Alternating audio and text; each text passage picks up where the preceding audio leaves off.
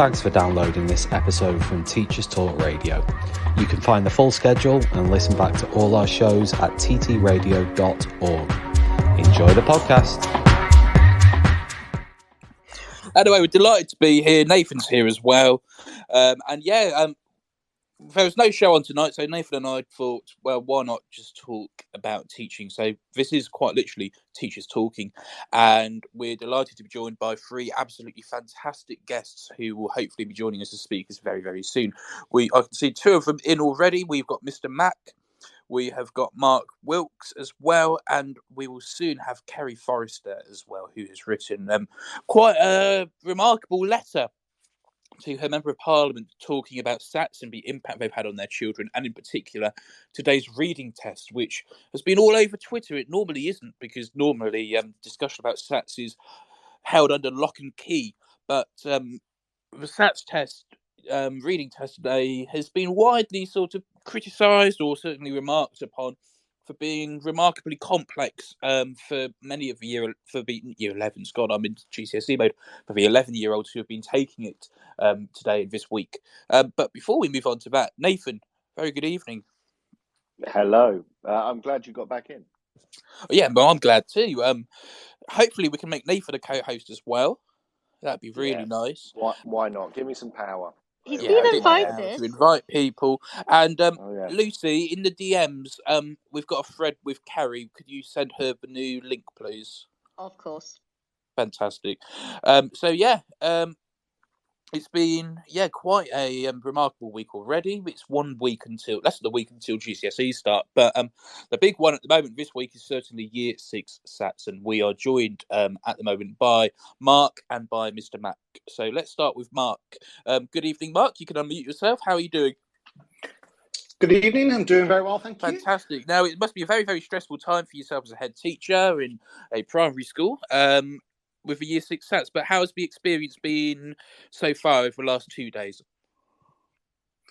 Well, SATs is always a bit of a mix of experiences, because we work hard to try and make sure the children are very settled and calm and not so nervous. However, as hard as you try to do these things, it doesn't always have the sort of impact that we would hope it would have, if that makes sense. Mm-hmm. No, it does make sense. And so the situation with the reading paper today, without giving too much away, just share your insights as a head teacher. I think the difficulty with the reading paper today was that I think it's the first time. I mean, I've been teaching for 30 years now.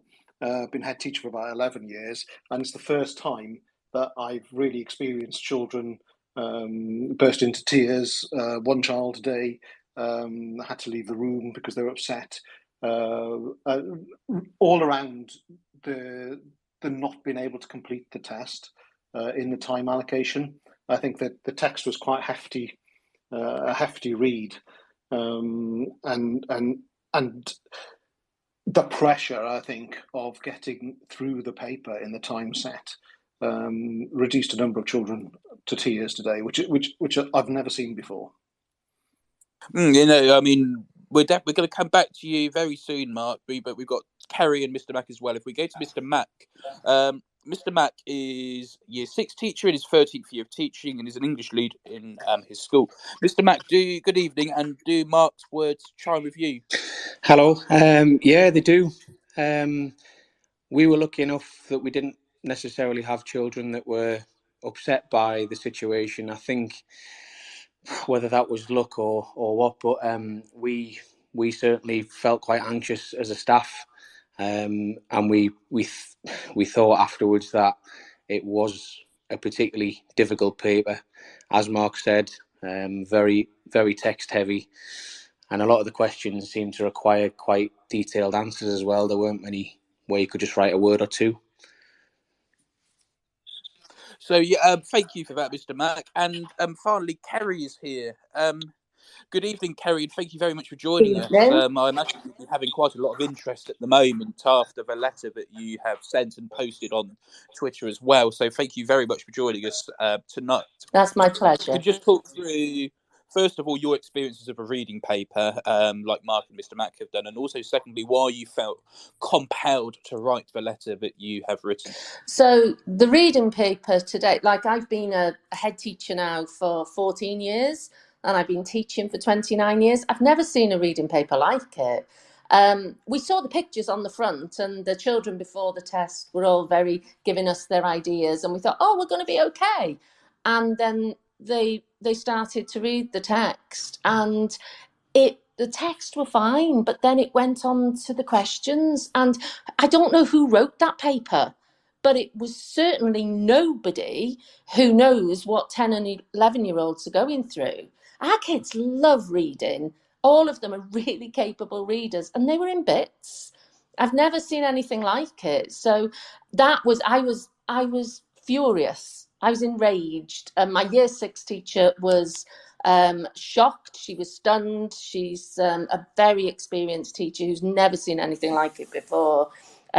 We had children in tears, really, really capable children who just could not believe how different it was from, what we've looked at previously to get them ready.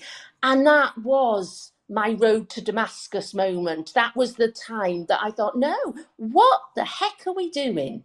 We've got children stressed. We've got children in tears. Why are we actually doing this?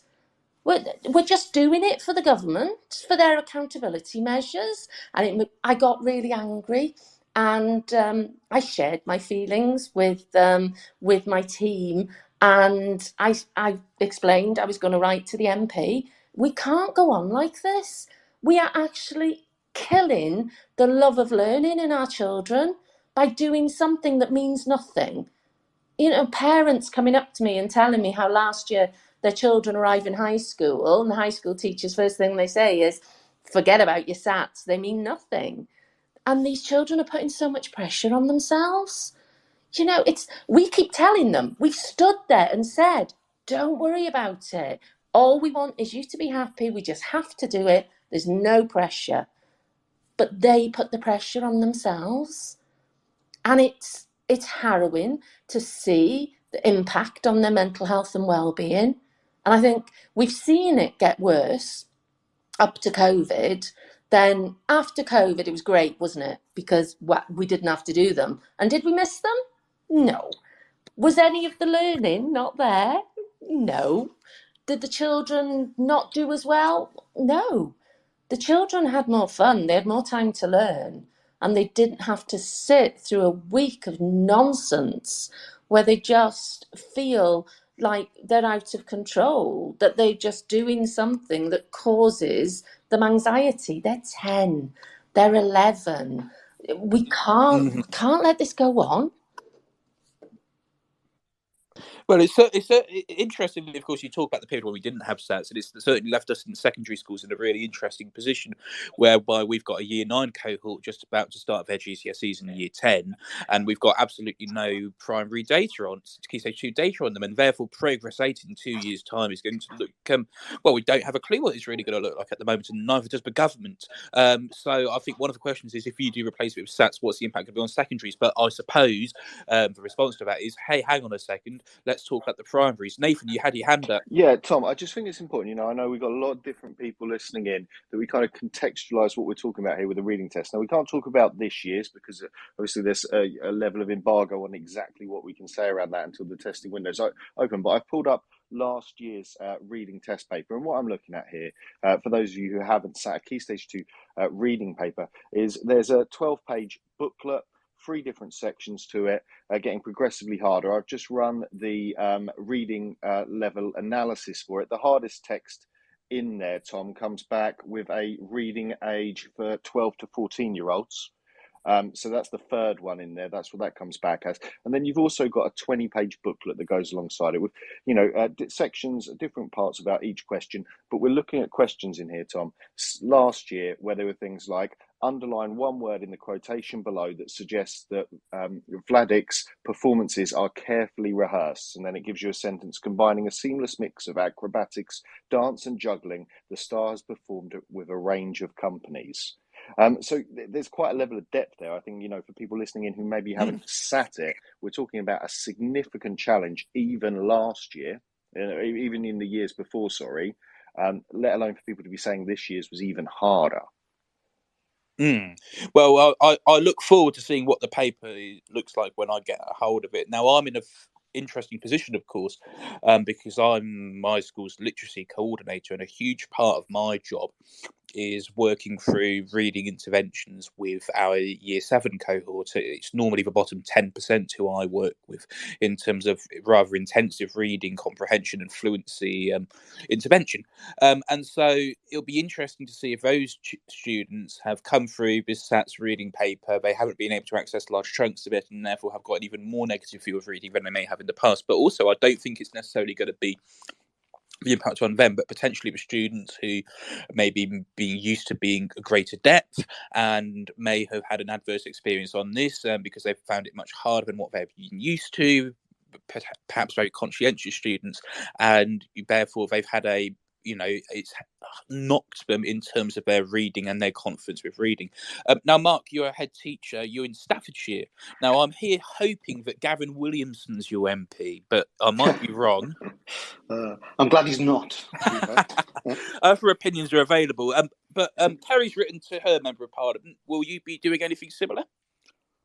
Yeah, I mean, it's very difficult. My member of parliament refuses to speak to me because we have very different opinions. So currently on Twitter, he won't engage. He's actually blocked me on Twitter. But yes, I'll follow things up with a letter. I was very impressed with Kerry's letter, and that certainly inspired me to do something about it. And open to Kerry and Mr. Mack as well. But I'm particularly interested from Kerry and Mark's perspectives as head teachers, whether you're hoping that the unions get involved, whether that's ASCL or NEHT, and whether they put together some sort of united action to change the narrative on SATs. Do you know what? I really hope they do. Now, obviously, this is an opinion, and I applaud all the teachers who have been striking recently. But when we're striking, the hurt is the children. And that's what I can't get away for. What I want to hurt is the government. And to me, all these crazy tests that we do in primary, I mean, we've got our EYFS baseline, we've got our phonics test, we've got the multiplication test, the Key Stage 1 SATs, which are still going on, into the Key Stage 2 SATs. Why are we doing them all? We're just wasting time testing our children when we'd be better served teaching our children and just enhancing that love of learning. You know, we work so hard to develop in them. Take away those tests. I so want the union. I've been in touch with Simon Kidwell, who's the in the NAHT, and asked him to table that idea that we actually boycott. We shouldn't. Why are we doing it? We shouldn't be doing it. It's not for us. It's not for our children. It's for the government. And we need to stop doing things for them that are hurting our children. I totally agree. You find yourself turning into somebody that you're not really. I mean, we had a child today who, following the SATs, was sick, and as I was sending him home, I'm having the conversation with Mum. If he's feeling okay tomorrow, make sure that he comes in ready to do SATs. And I'm thinking, no, that's a ridiculous thing to be saying. He has a child who's obviously got some sort of bug, and I find myself putting pressure to have him in school just to carry out that test. I mean, I stopped myself halfway through that conversation with the mum and said, "Of course, if he's not very well, no, look, we've got the facility to do it next week if that's necessary. I can put an application." But even that's ridiculous, because then the conversation was, if I do that, this child can't talk to any of his friends, any of his peers, until such time as he can do the actual test. This is ridiculous for a 10, 11-year-old to those sorts of expectations. And I'm ashamed to say I've done exactly the same. You know, one of our children was throwing up at 5 o'clock this morning, and our all school have the guidelines 48 hours after sickness. I'm arranging with parents for this child to come in tomorrow to sit 3 tests. Yeah. Why am I doing that? Why am I putting that child through that? Yeah, it's bonkers, isn't it? It really is. And what is there? What do the children gain from SATs? That's the question I keep coming back to. Is what do they actually get from it? And I still haven't found an answer yet to that question. Mm-hmm. Thank you. I should say thank you to all of the listeners who have joined us this evening. If you're new to Teachers Talk Radio, then you can hopefully see where it says Teachers Talk Radio in the top left as host. If you just tap on the icon and press follow, you'll be able to follow us and keep up to date with all of our Twitter spaces and our shows on Podbean. If you please also subscribe to our website at ttradio.org, and also on ttradio.org/listen back, you can catch up with all of our latest 1,000 shows, and you can search for any topic you want, and you will have a list of shows which will come up as well. So if you're new to Teachers Talk Radio, a very warm welcome. Mr. Mack, you've had your hand up for some time, so I'm going to bring in Mr. Mack now. Thanks. I just wanted to offer some support to what Kerry had said before. We do have testing in just about every year group. I think there's only year 3 and year 5 where there is no testing. Obviously, the Key Stage 1 SATs become non-statutory next year, I believe. But I just think we missed an opportunity post-COVID. Again, going back to what Kerry said about did we miss the SATs? Has it made a difference? I appreciate there's a knock-on effect to some extent in secondary school with target setting. But we're in the middle of a children's mental health pandemic. Is this good for our young people? I just think... So are we talking about replacing SATs with something else, or abolishing testing at the end of Key Stage 2 entirely? I think there's a wider issue, and I want to try and keep it focused on the SATs, but I think by trusting teachers, we could achieve so much. We could gain so much. Ofsted obviously is a big topic of conversation at the moment, and obviously what's happened that's triggered the conversation is a result of a mental health a trigger, really. And we're doing the same to our children. We just don't seem to be... We don't have an education system that is protecting ourselves. So, I mean, I know the Key Stage 3 SATs, they have been gone for a while, but if there was a need perhaps for a target setting situation, would children be a little bit more prepared at 14 than they are at 11? I don't know. I don't know what the replacement is, but I'm in total agreement that what we've got isn't working.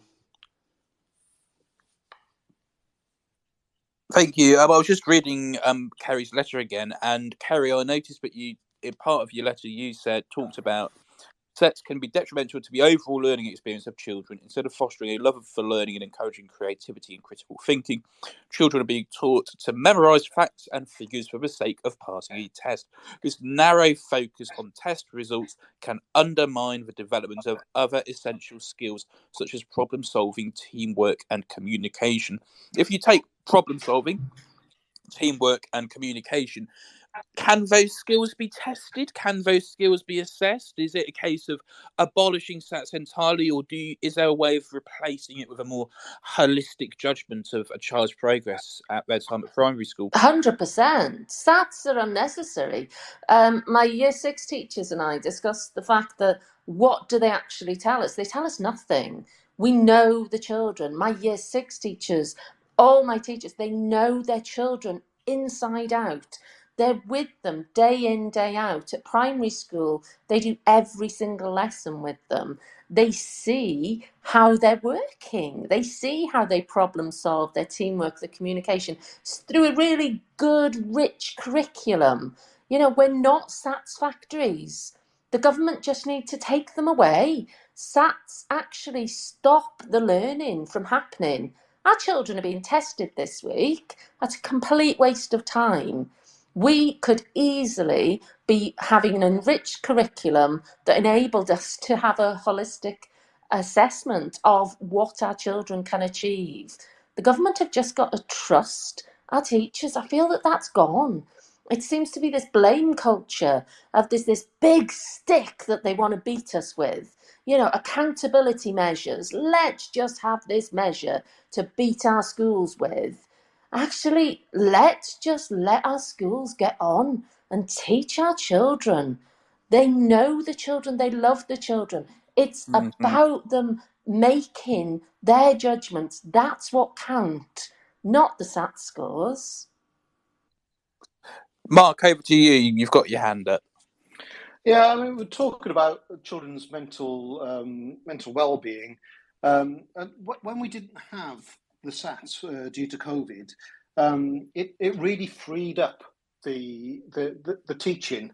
It widened the scope of the things that the children were being taught, because what we didn't have then is Year 6 teachers panicking or worrying or stressing about making sure, have I covered this, have I covered that, what's going to come up on the test, what do I think is going to happen here, testing children to find out where they are, to find where the gaps are, just to prepare them for a test. All of that went, and children were taught what they needed to be taught, not what may be prescribed for a SATs test. So when they didn't exist, when they weren't there, the teaching and learning was far richer.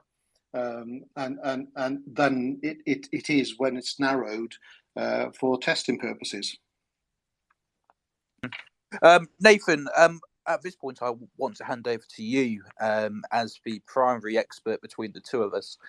Hey, I find it really interesting, and I am sat here looking at, I'm sat here in Wales where SATs don't exist. And so, I'm reflecting on some of this. I was, a primary school leader in England going through this process. I think, listening to what particularly Mark's saying there about the process of the teaching and learning and that run up. And I can be brutally honest, because I don't do it anymore. But there are times when Year 6 felt like we were spending an increasing amount of time working towards those tests, working, in the same way that you might talk in secondary about, GCSE revision and prep and those things. And actually, when I look at my Year 6s and I think about what they need, and I think, do they need to be taught how to squeeze an extra mark out of a test paper? Is that really what I want the last year of primary to be? And I have questions around that. The only thing I'll throw into the box, because I know people are talking about accountability and things like that, I would say when we look at Wales, reading without SATs, Wales lags behind the rest of the UK for things like its reading. And I'm not saying that those things are linked, but I do wonder if without them, have we gone too far the other way, without accountability, without drivers, without pressure? I have a son who's in Year 1, and there is no phonics screening check coming up for him. But I know if he was in England, he would be technically behind, and I know that he would be doing interventions and being pulled out of class and things that he maybe enjoys for them. And I wonder, is that right? Is that wrong? I'm happy with his education as it is. But there's all of those questions. I know he's further behind than he would be if he was in England on the same trajectories. I mean, it's interesting, of course, because I think even, especially with phonics test checks and things like that, there's so much pressure on the kids. And yeah, they're 5 years old, but actually there's a lot of pressure on them. I run our school's phonics catch up in secondary for Year 7 and 8, and it's interesting talking to one of our senior leaders whose kid is going through phonics at the moment, and talking to the primary school teachers saying, well, actually they're struggling with these sounds at the moment, and actually as a parent they're going, well, actually they can breeze through this at home. So there's a lot. I think there's a lot of test anxiety and of teaching to the test. And as you say, yes, it might mean that in Wales they are lagging behind, but is there surely not sort of perhaps a more broad and balanced education, which is paying dividends in other ways, Tom, Nathan? I don't know if my son is behind or not. That's the reality of this. What we're talking You about. hinted No, that I you know would. in England, if I was his head teacher at a primary school in England and we had the phonics screening check coming up, I would be having the conversation with myself. But then, do I want a teacher to tell me that my 5-year-old needs to be missing out on going out and doing things that he loves because he's behind in his phonics, and maybe he'll catch up, maybe he won't. I don't know. Like, where does that sit? There's big questions there. It puts pressure on the parents, for sure. I felt that. It puts pressure on the kids. As best as we can do. I've been talking to loads of people online about SATS breakfast clubs this week, and they're wonderful things that primary schools are doing, but they're having to do them because there's pressure, because we're accepting of it. So I don't know, like, where we sit. Wasn't this the whole point of a new Ofsted? I mean, you in Wales and Eston, but wasn't this the whole point of a new Ofsted framework, that if there's less emphasis on summative performance measures and more emphasis on a well-rounded, broad and balanced curriculum, and that measures like these would be less important from an Ofsted perspective? You might need to ask someone more recent experience of Ofsted than me. Mine was under the old framework when I last had one. Mm-hmm. But, I would say Ofsted comes, once every 2 to 4 years. Your SATS results are coming in every year and people are judging you on them. Whether you like it or not, your governors are. That's my experience of it. Maybe ask one of these other guys here, I think. Okay, I will do. We've got Kerry and Mark, who are head teachers. So how worried are you about the accountability pressures in terms of SATs, in terms of phonics checks? Do these things worry you at all, or do you just put them to the back of your mind and focus on what the best thing is for children in front of you in your school? I think the longer you are in the tooth as a head teacher, then the bolder you become in actually ignoring those measures, because you realise that they don't actually matter. And do you know what? Your son, Nathan, in Wales, not being pulled out for interventions, being able to actually enjoy learning to read, wow, that's just fabulous. Wales don't have those accountabilities. Are they lagging behind? Well, what are the GCSE results telling us? Do our children get to the same point as those children in Wales? We just need to look. There's so much research around what other countries are doing where they do not have those severe accountability measures. As I said, I've been teaching for 29 years. We've always worked hard as teachers, as a teaching profession, to enable our children to be the best they can be. And we're never going to stop doing that, no matter what the government is saying, no matter what everyone is saying. The fact is, we want the best for our teachers. The curriculum, though, doesn't want the best for our children. And I think if you go into the curriculum and you go into the SATs, which is a measure of the curriculum, this is where it's all going wrong. So accountability, it's just, there's other ways. There's so many other ways that we could actually measure how well our children are doing in schools.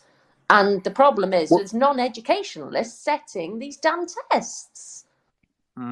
Wasn't the whole point of the Ofsted framework, though, that you were able to focus on things which aren't reading and writing and be judged on those, and that schools which taught exclusively to the test and focused on SATs prep would be knocked down by Ofsted, and they would look worse than schools which actually were honest and actually, taught children without that focus on tests? Well, that's what Ofsted are saying, aren't they? But it's not there in practice. If that were true, then Ofsted wouldn't start by looking at your data dashboard before they even attend school. So what they say and what's the reality are very, very, very different things. I completely agree with Kerry that I'm long in the tooth now. I'm teaching for 30 years, and you look at the league tables don't bother me. The data does. I don't feel the pressure of that data. I try very hard not to put any staff under that pressure either. And my governors are very good actually because things are in context. So we talk about children. We talk about year groups where they may need further support, etc. But that the idea, Nathan, that your child isn't pulled out for interventions just to pass a test is so refreshing. Because the number of children that have their curriculum narrowed because they need extra support the number of schools that I mean, we didn't do this, but the number of schools that held sort of extra sessions during holiday periods, etc., to try and booster their children. It just takes it to another level, doesn't it? It's something which I find completely abhorrent and completely wrong, but about taking 11-year-olds and doing Easter Sats revisions, booster camp sessions, and taking 5-year-olds out to do intervention sessions for phonics. Now, I understand why teachers do that because of the huge accountability pressures that there are, but it just does not sit right with me at all. Mr. Mack, you're not a senior leader, but you are a middle leader, and you're an English lead, and you're an ECT mentor, and you've been teaching for 13 years. Do you ever get worried about accountability in primary? Yeah, I think that we are overfaced by accountability. And I think, again, going back to what was just said before, yes, Nathan's son, if he was in England, might be going into interventions, and yes, that might potentially lead to a high level of reading, but what would he be missing in the meantime? He might be missing some PE, he might be missing some history. We need all sorts of people. We need not just English and maths experts. So we're possibly starving children of opportunities to explore other avenues. And I think the Ofsted change of the wording that they had with reference to not being SATS exam factories, at the time I felt it, and I still haven't changed my opinion, that was just their very clever wording and justification to measure all other subjects by the same standards as English and maths. I don't think they're expecting less from English and maths. I think it was just their way of saying we're going to look at everything, hence deep dives to the same degree. Well, the deep dives thing in primary schools is in some cases bizarre. Anyway, I can't remember when it was. We had Tiago on, who is currently, I think, a non-teaching Senko, who because there was no geography lead in their school at the time of their Ofsted, jumped in and said, "Oh, I'll talk about geography with the inspector as part of the deep dive." And the first question was, "What is your vision for geography at the school?" And he was like, "Well, I don't know because I don't lead it, but I'm just here talking about geography with you." So yeah, but I think there are some. I think the conversations and the debates about Ofsted have gone on and on and on, and they will continue to go on and on and on. And I think, generally speaking, the consensus is going to be that there will be separate frameworks for primary and secondary. It's just a question of how long it takes us to get there. Nathan, any thoughts?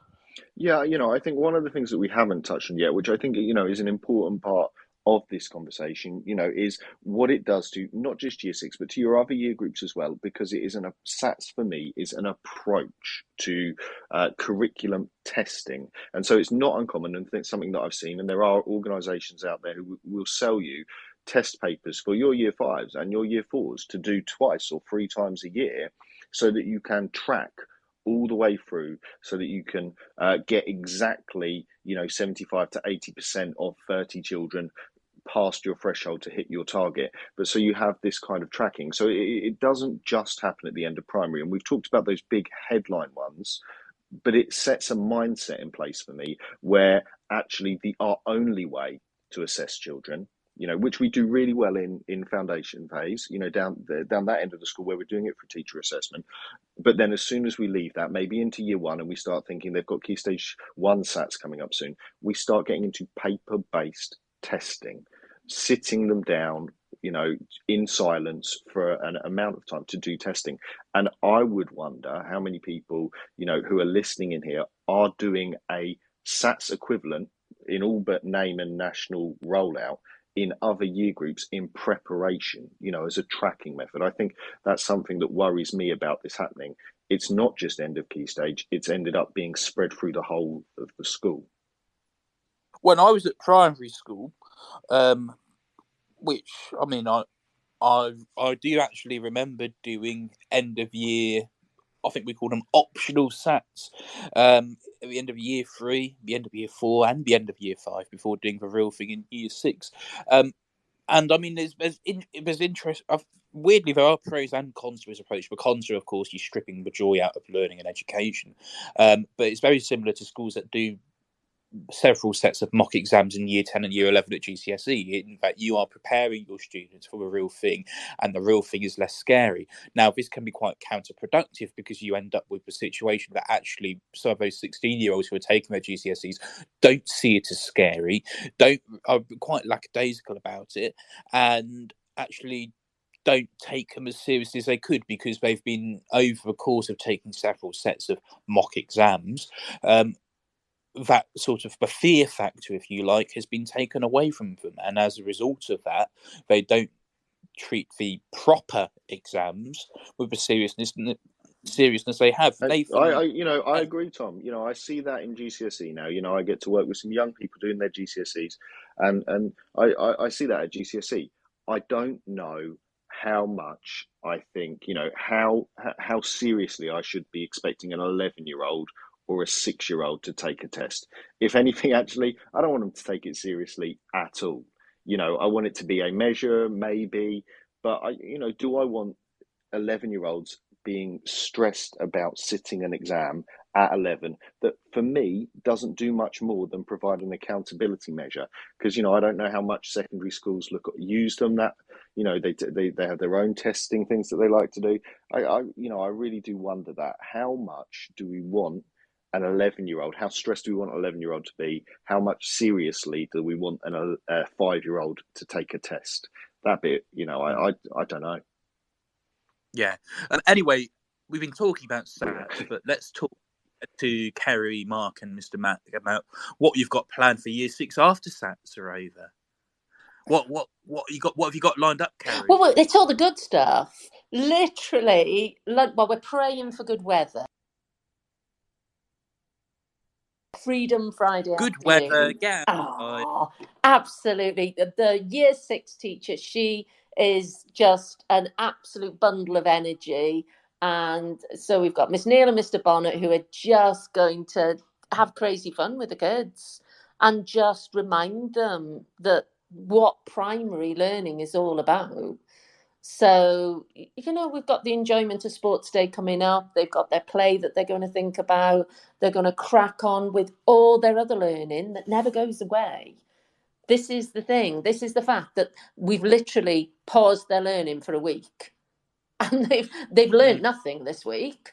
All they've learned is how to deal with a test and how to get through the anxiety of being sat in a room in silence doing their SATs.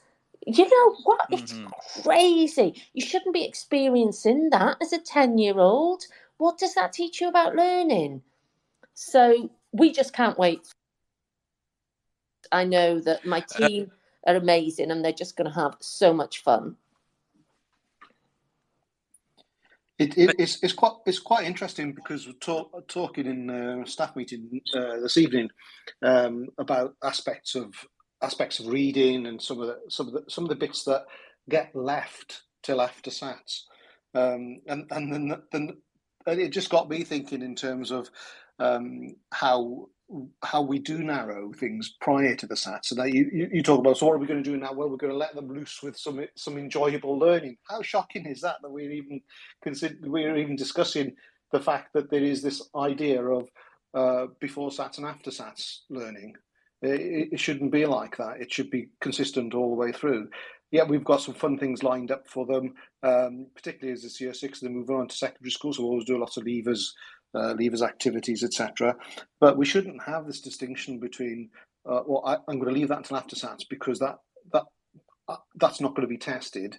Therefore, that's not a priority at the moment, and it takes away. It takes away some of the importance of those things that are being taught after the SATs, because the children think they've finished. When the SATs are over and done with, they think that's it. They think that that's their year done and dusted. And so their attitude to the learning changes, I think, after SATs too. And I think that it does with the parents as well, doesn't it? Yeah. I mean, we've had a debate in our school because the parents want the children to wear their leavers hoodies that they've bought for them when SATs is finished. And I'm standing my ground and saying, no, they're not leavers. They can wear them the last week. They're still our children. They're still part of our school family. We've got so much learning still to do. Don't make the children think that SATs is the end. So that's been quite controversial in our school, if I'm honest with you. Interesting. We try to all year talk about that year 6 we use as preparation for secondary school. We're getting them ready for the next part of their journey, and that's the approach that we always take. So that when SATs is over and done with, we're still talking that same language of actually this is just part of your journey, and actually the SATs are not important. It's about getting those foundations in place ready for you for secondary school. That's really important. So we try really hard to do that, but you are swimming against the tide, particularly with parents and that attitude from the children that no, it's done now. SATs are over and done with. Mr. Mack, any plans for after SATs with your year 6s? Everything that Mark said resonated really about leaving all the fun stuff. We do have this before SATs and after SATs culture, unfortunately. We've got ice cream vans, free time afternoons, sports afternoons. I'm trying to get the head teacher on board with fewer maths and English lessons certainly over summer too. Because we need time to catch up on those art projects, DT projects. We've got music. We have people coming in doing singing with the children. But we've lost time to, you do your extra arithmetic practice in an afternoon, or you do little bits of reading here and there. It's not fair. And there's a curriculum entitlement to all subjects. So we'll certainly be going heavy on those in the remaining weeks. Mm-hmm. Now, if you want to get involved in the conversation, and big thank you so far to Kerry, Mark and Mr. Mack for taking part, you can, on the bottom right of your screen, there's a little speech bubble. It's got a number 1 next to it. And if you click on that, you can tweet us with your thoughts on what Kerry, Mark and Mr. Mack have said so far, whether you agree with them, whether you want to build on anything they've said, or whether you want to challenge them on anything. But the other thing you can do, not on the bottom right, but on your bottom left, is there's a button which says request.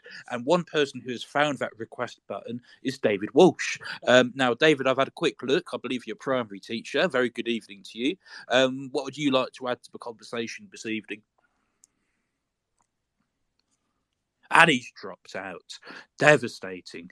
Tom, where were we? Tom, I can't believe you've done that. Cold called on someone and they disappeared out of the room. It literally requested to speak and I brought him in. It wasn't a cold call. It was a warm calling. While we've got Kerry and Mark, 2 school leaders, I did want to ask you about something else, if I may, which is I'm going to try and find it while I talk and do a little bit of filler here, which was a statement made today by the Office for Statistics Regulation. And the Office for Statistics Regulation was asked by the government to comment on the government's pay offer to schools, because certain people had said that the pay offer was not fully funded. The government made it clear that they believed that the pay offer was fully funded, and the Office for Statistics Regulation has sided with the government. They have said that the government's pay offer to schools was fully funded at a national level. Oh Kerry, my goodness! Tom, no! can I read the other quote? No. I'd like to just give it because I feel like I need to do this in their voice. So they've come back and said that some users may have interpreted fully funded to refer to the individual school level. Clearly, that's not what they meant. No, oh my we goodness. didn't mean that. Go on, Kerry. It's a load of rubbish. They didn't fund it at all. The fact was, the pay offer was put in. There was no funding there at all. Then all of a sudden, this amount isn't there announced at the budget. And it's like, oh yeah, that's going to school. And all of a sudden, that's for the funding of the pay award. It's just ridiculous. They're just backfilling. It is not what they did. It wasn't a planned, fully funded offer. And it doesn't even cover it anyway.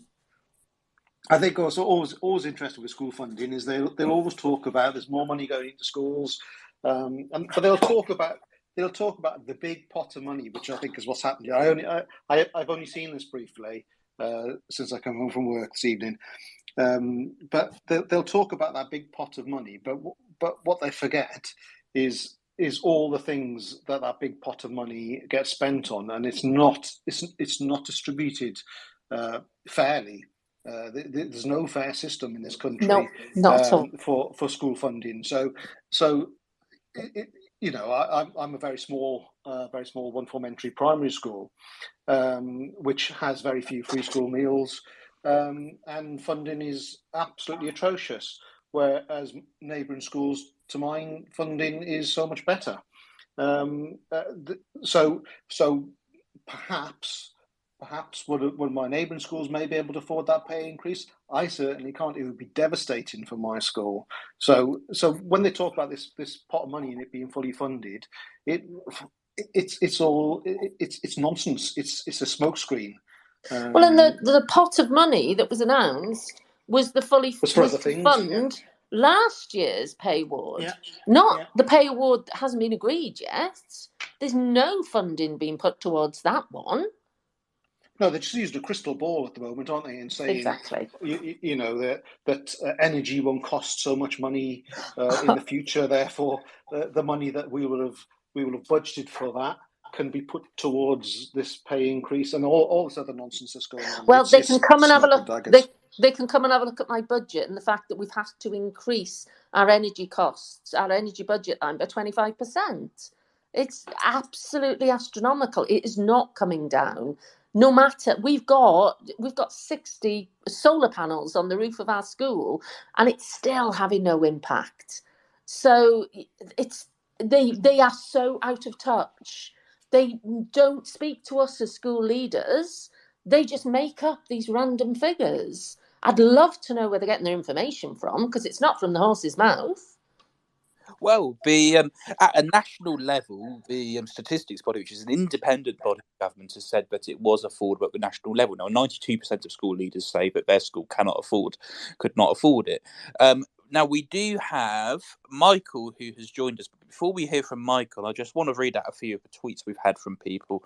So Michael, who we're going to hear from soon, says, I proper feel for parents who have children going through school. There's a stress parents go through to get their child academic ready, because their stressful journey can start from early years, from narrative observations and summative assessments, and even parents' evening. Laura has said, totally agree with everything that Kerry and Mark has said. If we had no tests in May, we could teach for far longer, like we did post-COVID. That year, I felt I had more time to fully teach and embed the learning. And Bruce McBruce has said, exactly right. Don't do the tests, affect the powers rather than the parents. And Mark 73934136 has said, MBE for Kerry Forrester, surely. Oh, how nice! But seriously, it's about our children, isn't it? It's but about crying. Let's just get our voice heard. We've seen this over the last couple of months, and particularly back on, I believe it was 20th of March, it was Flora Cooper who stood up there and said, no, actually, I'm not letting Ofsted in.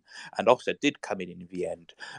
But it was Flora who stood up, made her voice heard, started a conversation, and look where we've gone since with Ofsted. And, regardless of your thoughts on Ofsted, nobody can deny that Flora has been a real trailblazer on that. And Kerry, it sounds as if you could be doing exactly the same. How does that make you feel? I've got so many colleagues who I know feel the same, and I as I said, it's my road to Damascus. As that paper was opened and I saw the faces of our children, who are so fantastic, to see that and just to watch their body language, we need to fight. And if I can be a voice that helps us fight to get rid of these toxic tests that we put our children through, yes, I'm more than happy to do it. But I know I'm a voice that speaks for so many. Michael, good evening. You've joined us. Just tell us about who you are and what you want to add to the conversation this evening. Oh, yeah. Can you hear me? Yeah. We Hello. can, Ah, fantastic. Hi, so, like I said, my name's Michael. I'm currently working for the NHS and I am an early years manager as we speak. So just adding on, it's lovely to hear really of what kind of, the similarities from primary, secondary, and even like the similarities going towards the early years sector, especially when it comes to like Ofsted and our framework's obviously slightly different, but we do try and blend into the school's framework as much as possible. And we do go through I wouldn't say the same struggles, but there definitely is struggles that are in there. For example, going through towards like the tests and getting the children academic ready for school, trying to promote that school readiness. And again, it's obviously our main goal is to try and promote and gain them relationships, especially towards the schools, to help the schools. So when we are submitting our reports and summative assessments, etc., to the schools, obviously the development, it's as you can imagine, it can be quite tricky to try and keep on track. Especially when Ofsted are looking to say how are you actually getting these academic ready. And I think as well sometimes what you can get confused with is that early years isn't schools. You know what I mean? We're not, we are a nursery, but we're also not a school. So like we're not just, babysitters, etc. We are there to try and get them academic ready. But when we're going through the same Ofsted regulations as some primary schools, it can be tough. And especially when it comes to like the government and the funding, like we're like 100% that early years educators aren't as well paid as primary school teachers. And I'm not saying, we don't do the same work or we don't do enough work to be recognised, but certainly, especially when it comes to like, the lockdown, the COVID, like fair play that I know schools got shut down, but all the nurseries were still up and open for the NHS, and I understand that the teachers took part in that as well. And because we did have teachers in our nurseries as well that were willing to work and support the NHS, which we would all look for. But we definitely didn't get recognised, especially when it comes towards the funding and the pay rises, because in a way, the early years education and the childcare system didn't really get a mention in my opinion. So it is one of them. The early years education system has been neglected in my opinion, definitely. Thank you for that, Michael. Now I really want a cold call now, and I want to talk to Lucy. Lucy, you are in Portugal, and you're going to stay on mute for now, but you've unmuted yourself behind the TTR account. Are you a case of lying in the sun and going, "What are SATs"? Yes and no. Yes, in the sense that we don't do them in the international system, but we do something called GLs, which I can't remember what GL stands for. But that used to be strictly a year 6 thing, and really there was no pressure on it in terms of, we're not teaching to the test or anything like that. It's just something that kind of goes on to the secondary schools to say, hey, this is where these kids are at. We're now doing it throughout the entire school, well, year 2 up, which I don't agree with necessarily, but because we are part of a bigger corporate organization and all the schools kind of fall in and do it, we now have to fall in as well, for no reason other than, well, data points, really. Interesting, thank you. I don't know what GL stands for, but It's I'll a brand name, Tom. A brand name of an assessment tool. I'm sure that other that's it. Yeah, I don't actually know what the GL stands for, but many other assessment tools are available. Some people use NFERs. Do exist, yes. And things like that. But yeah, a standardised kind of SAT, but private. Holly Hobson has said, as a teacher and mum of a year 6 child currently in the middle of SATs, my stress levels are high this week, making sure she is happy, calm, not stressed, and realise her best is always good enough no matter what the test papers say. I hope everybody's got that attitude as well. Just make sure that every child's best is always good enough in times like these. Now, we've got about 2 minutes left. Kerry, any final words? Write to your MPs. Just write to your MPs. Absolutely shout from those rooftops. Our children should not be going through this. We should not be putting them through it. We saw through the COVID years there is no requirement for statutory testing for our primary age children. We just need to absolutely stand together. We need to stop this attack on the mental health and well-being of our children and enable them to love the learning that they're doing. Let them enjoy primary and enter secondary with a passion for learning that will take them so far in life. Thank you for that, Kerry. Mark, any last words? I think we just need to follow Kerry's call to make sure that the concerns over SATs are very much voiced widely and loudly. And I think Kerry needs to put herself forward as the champion for that, I think. And finally, Mr. Mack. I just think we're at a massive crossroads, a huge crossroads with Ofsted. And I think today in particular has been a big eye-opener that we're at that same crossroads with SATs. And what we've got going on at the moment isn't looking particularly fit for purpose for the long term. So time for change. Time for change. And Lucy, you've got your hand up. Hello. I just wanted to say quickly, I can't resist a cheeky poll. So I did one regarding the wearing of hoodies before try that again. Whether you should be able to wear them straight after SATs or last week of term. And straight after SATs has 46%, last week of term is at 54%. Fantastic. Beth. Sure, that will Close. continue. Yeah, close. 3 hours and 47 minutes. Now, tomorrow we've got 3 shows for you. We've got Jazia Farag at 11 a.m. 7:30, we're back on Twitter Spaces. It is Education Tonight with Brent Poland and Adam Spence. And at 9 p.m, we've got another cracking late show for you from Paul Hazard. Friday, 11 a.m, the morning break. John Gibbs has got another show lined up.